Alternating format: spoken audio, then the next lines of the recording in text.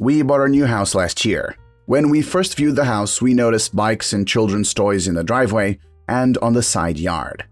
At our final walkthrough, before we signed the final documents and got the keys, we noticed kids in the driveway coloring with sidewalk chalk and riding scooters and bikes. We introduced ourselves to the kids and asked where they lived. They pointed at the house next door. After the walkthrough, my SO and myself went to the house the kids pointed out and introduced ourselves to the parents and let them know we were buying the house and would be moving in. We also mentioned that with the trucks coming and us moving things in and out, it was not safe to have the kids in the driveway. All was fine and we moved in. The kids didn't play in the driveway, but they were still leaving toys and digging in the side yard.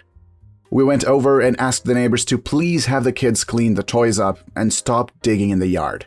The mother said that Mr. and Mrs. X, previous owners, always let the kids try and dig for fossils in the yard and laughed.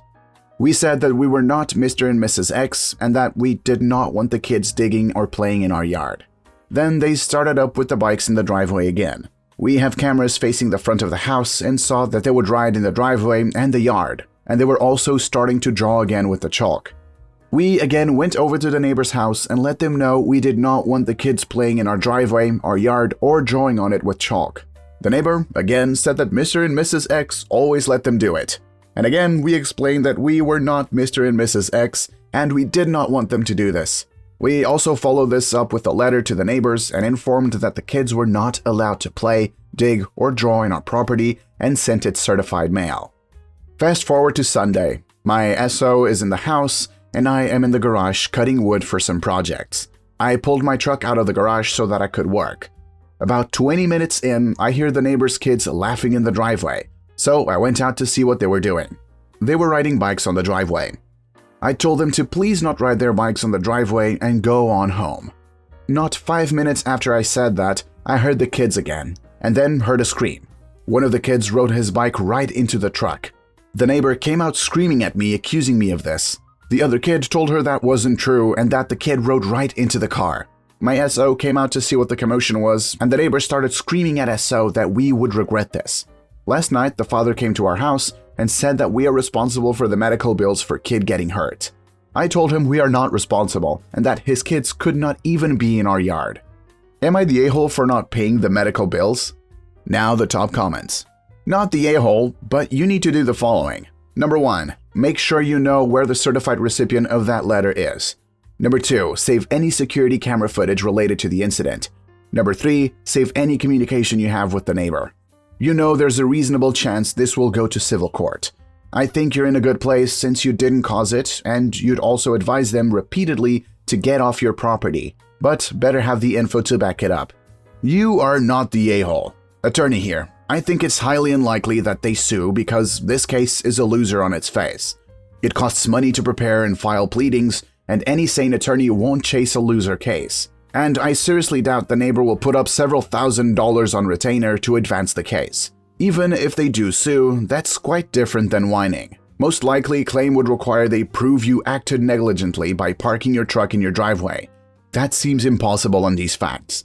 The letter doesn't seem relevant. The security video, however, could be good evidence if things actually went that far. Be sure to come back and update us.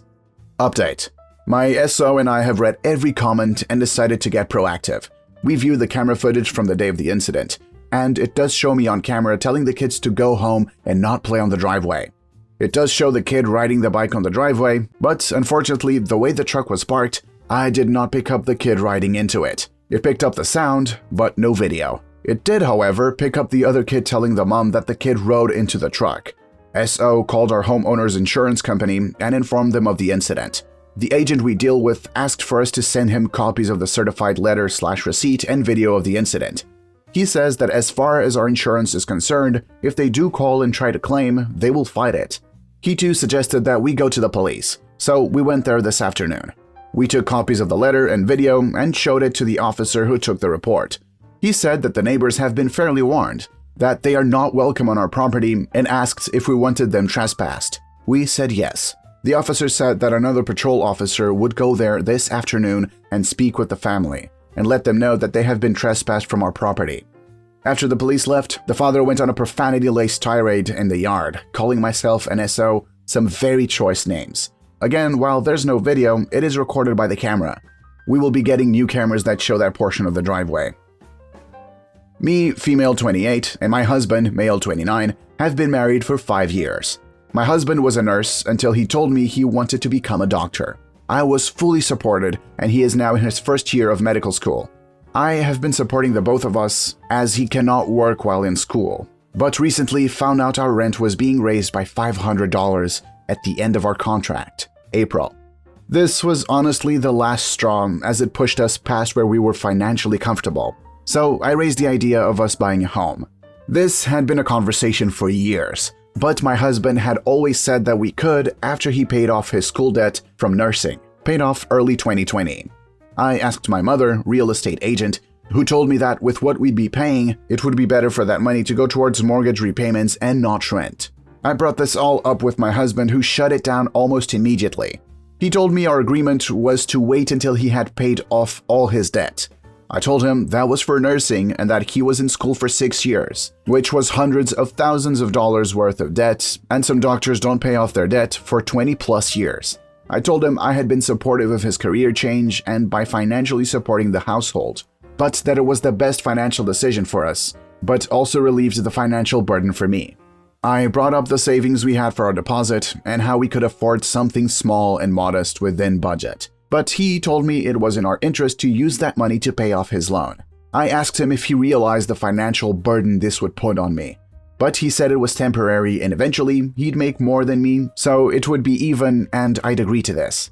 My mother called and asked if we were going to look into buying a house, but I told her we weren't and we'd be looking for somewhere cheaper for rent instead. She insisted we at least consider it because it made the most financial sense, and asked if it was because we didn't have a down deposit. I told her that we were probably going to use that to pay off my husband's debt, and he didn't want more debt until he was debt-free from student loans. Days later, my mother and father came for lunch and told us they had news. They offered to gift us the down deposit of a home. I was over the moon and shocked by the offer. Once they left, my husband exploded on me, claiming I emasculated him and made him look bad in front of my parents. I told him I never asked for this, but we should take it as it was a privilege most people don't get and would relieve so much financial burden on me. He refuses to talk to me or my parents until we apologize for shaming/emasculating him, but I refused to. I apologized but told him I wouldn't make my parents as they'd done nothing wrong. Am I the a-hole? Now the top comments. Right, not the a-hole at all. Your husband chose a huge career change. He won't be making substantial money for at least 7 to 8 years. You can't be expected to put your financial goals and life on hold while he goes through school. That's not fair. He's being outrageous. This isn't all about him. My husband went through medical school and is now a resident. He's contributed as much as he could financially through all of this, but I paid for our wedding, our house down payment, and another $10,000 in repairs for the house when we moved in. None of this fazed my husband's ego because we're a partnership. He never acted this way. Not the a-hole. Your husband is an a-hole though. You need to look carefully and dispassionately at the situation. He doesn't want to buy a house with you, a large financial commitment that binds you and him. He instead wants you to put the money you've earned and you've saved to pay off his student debt while you support him through school. You see the problem here? After school, he could leave you, not have a house tying you together, and have his student loan burden greatly reduced because your money has gone towards it. Someone so wholly selfish and unwilling to consider the feelings and well-being of a partner isn't in this for the long term. I hate to be so negative, but smart money is on him, leaving you when he's graduated and with a reduced student loan thanks to your hard work. Protect yourself, sis. My daughter Avery, 24, and her husband Tom, 29, are expecting their first baby together. They're both very excited and been getting so many things done in a short time. Because they've been busy lately, we haven't seen them in 2 months. Yesterday, they visited me at the house to talk about the baby mostly. Tom asked me if I had emptied one of the rooms so I could turn it into a nursery yet. I was confused by this question and asked him why. He said that he expects me to. I asked why again. He looked at me and said that every decent grandmother prepares a nursery at her home specifically to welcome her grandson as a new member of the extended family. Then went to give examples of how common this tradition is. I don't know why, but his words irked me. I asked why can't his mom prepare one for her grandson since this is her grandson too. He laughed and said that his mom already has one prepared that she paid for herself. I have to mention Tom's family is well off, unlike us. We don't have an available room or money to afford a whole nursery. Yet, Tom insisted it's necessary and that I make efforts to make sure my grandson gets everything he needs whenever they visit.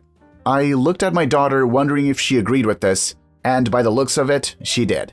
I told Tom that I don't have the space or money to make this happen, but he argued that not making this happen will affect how many visits I get compared to his mom, who's fully prepared and considerate of her grandbaby's needs.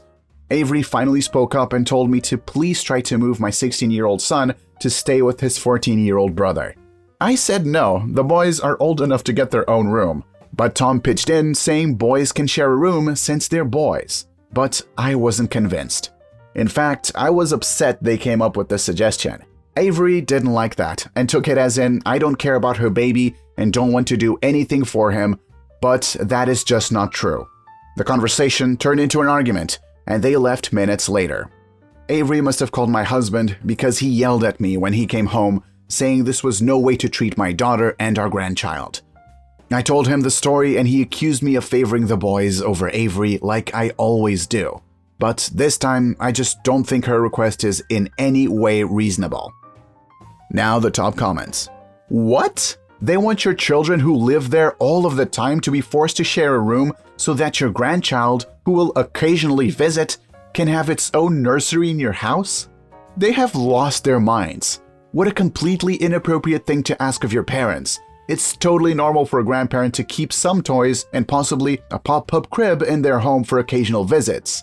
This is not normal or acceptable behavior. Not the a-hole. I'm a father of two, oldest of two, but my wife is the youngest of 7 and her mom is one of 11. Her family is huge. You'd think with so many people in her family, she would have heard of this tradition. Nope. In fact, for a lot of people, a grandparent doing this is a massive overstep of boundaries and a sign that they plan to use the grandchild as a do-over baby. I'm also curious why Tom thinks your boys should lose their privacy 100% of the time so that the new baby can visit once in a while and have their own room. That's a solution guaranteed to build resentment in the two boys towards their new niece-nephew. Do not give in to this request, and if your husband brings it up again, ask him why you should favor the baby over the boys. Not Avery, the baby. Update. One thing to clarify, and that is, I never said this was common. It is not unless you have a well-off family. That is why I think Tom said his family considered this normal. Tom offered to pay for everything, and all I have to do is empty my son's room.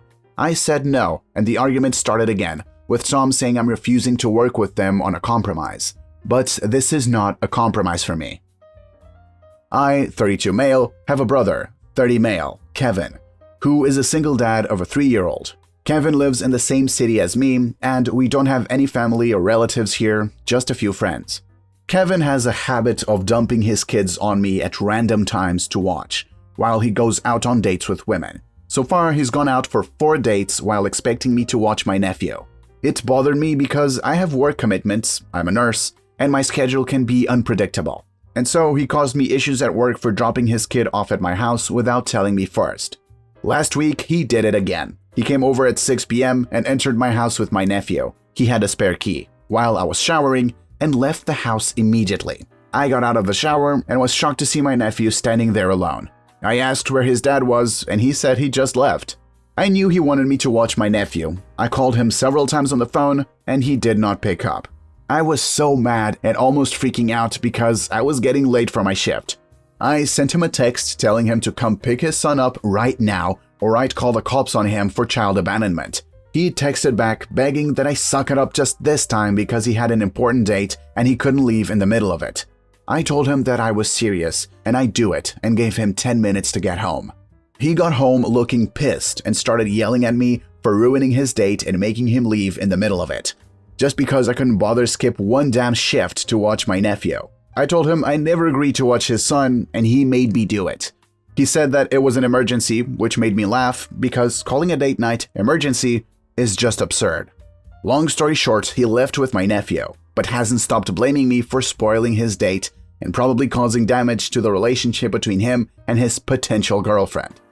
It's been a week and he's still salty about it, demanding I make it to him and call his date and lie to her and tell her some sob story about why he had to leave like that. But I said I won't do it. Am I the a-hole? Now the top comments. I think OP may believe they are the a-holes because they almost call the cops to take their nephew. OP, you are not the a-hole. Although it is a tough call to make, some parents need that call when they continue to abandon their child. I am a teacher and have worked in various childcare jobs throughout my entire life. Any program that watches children, like an after-school program for parents who work late, has a policy of if you aren't there to get your child within a certain time frame of the end time, they call CPS for abandonment.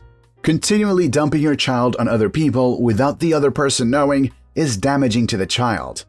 Of course, your nephew knew you were upset, and I am sure your nephew knows you and your brother are fighting now. But you are not to blame. Your brother is the one causing the damage to this child. Your brother needs to hire a babysitter. This way, your nephew is in his home, following his routine when your brother has his emergency dates.